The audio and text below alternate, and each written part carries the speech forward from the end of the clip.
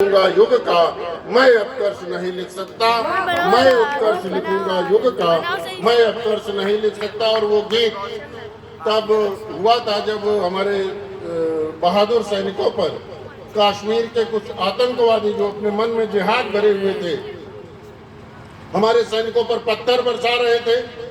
और मैं माननीय उच्च न्यायालय के अवध बार एसोसिएशन के सभागार में मैंने संभवतः जुलाई में ये पढ़ा था 19 में, और 5 अगस्त को समाधान हो गया था कश्मीर समस्या का। अभी माननीय सर्वोच्च न्यायालय ने भी कह दिया कि 370 को हटाया जाना ही उसका एक उसकी नियति थी, और उस पर बहुत सी चर्चाएं हो चुकी हैं, हो रही हैं, होती रहेंगी।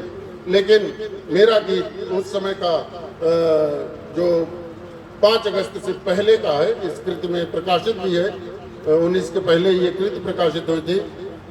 कश्मीर को भारत धिक्कार रहा, आतंकवादियों की तरफ धिक्कार रहा है, ये इस गीत में भाव है कि इतने पले सपोले निकले एक साथ बांबी से ऐसे, इतने पले सपोले निकले एक साथ बांबी से ऐसे, पत्थर बनकर बरस रहे हैं मेरी ही सेना पर कैसे। सपोले निकले एक साथ बांबी से ऐसे, तो मैं भारत ओ कश्मीर तुझको केसर क्यारी कह डाला, इतने जहरीले नागों को फिर क्यों कर तुमने है पाला। तो फूलों की घाटी में लहू बिछाकर गंदली किया दिशाएं, तुमने विष बोलों की सिर पर क्यों कर बोलो धरी लताएं। तो जहरीले फन फिर कुचलेंगे पहले जो कुचला है वैसे, इतने पले सपोले निकले, इतने पले सपोले निकले एक साथ बांबी से ऐसे। तो कश्मीरी पंडित के वध पर दुष्ट भेड़िए बोल न पाए।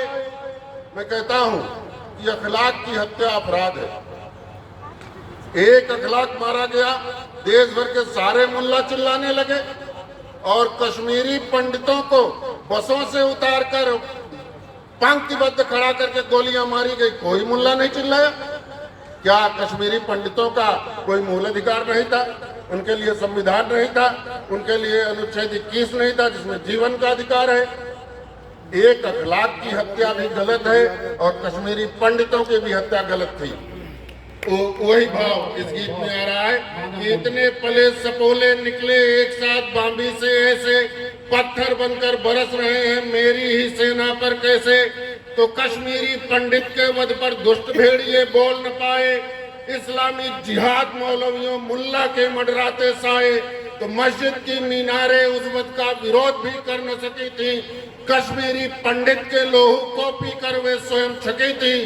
तो आतंकी गिरोह को शायद रही पालती लेकर पैसे, इतने पले सपोले निकले एक साथ बांबी से ऐसे, पत्थर बनकर बरस रहे हैं मेरी ही सीमा पर कैसे। तो होम और हविते जो दोनों कश्मीरी पंडित बोलो, तो शारदा पीठ वही है जो इस समय पीओके में है, और हम ले लेंगे उसे। लेकिन उस समय कोई नहीं बोला जब वहां कश्मीरी पंडितों का वध हो रहा था। तब कहता हूं कि होम और हविते जो दोनों कश्मीरी पंडित बोलो, तो मंत्रोच्चारण से हिमाद्री का कहें द्वार देवों खोलो। तो विश्व पटल पर ओम ओम का स्वर निनाद गूंजा है जिनका, वे सहिष्णुता के कारण ही बिखर चुके हैं तिनका। तो शरणार्थी हो गए आज वे, सांस ले रहे जैसे तैसे, इतने पले सपोले निकले एक साथ बांबी से ऐसे, पत्थर बनकर बरस रहे हैं मेरी ही सेना पर कैसे। और अंतिम है कि सुन रहे हो आदमी विचार तू जेहादी शैतान सुधर जा, सुन रहे हो आदमी विचार तू जेहादी शैतान सुधर जा। भारत त्यागे क्षमाशीलता उससे पहले भाग उधर जा। ये जिहाद विदेशी संस्कृति है। हम बहुत बार विश्व में ऐसा रहा है कि हम सर्वशक्ति मान रहे हैं, लेकिन कोई इतिहास नहीं मिलता कि हमने कहीं आक्रमण किया। लेकिन जब से जिहाद आया है भारत संघर्षों में, तब कहता हूं कि सुन रहे हो आदमी विचार तो जिहादी शैतान सुधर जा। भारत त्यागे क्षमाशीलता उससे पहले भाग उधर जा। जा अपनी रेतीली बांबी में जिहादी अरबी छुप तो, वरना सिंह हिंद के फाड़ेंगे तेरा सीना भी सुन तो। और बचेंगे न में कस्तूरी के आंगन में जिहादी भैंसे। बचेंगे न मृग कस्तूरी के, आंगन में जेहादी भैंसे, इतने पले सपोले निकले एक साथ बाम्बी से ऐसे, पत्थर बनकर बरस रहे हैं मेरी ही सेना पर कैसे। जय हिंद, वंदे मातरम, जय भारत।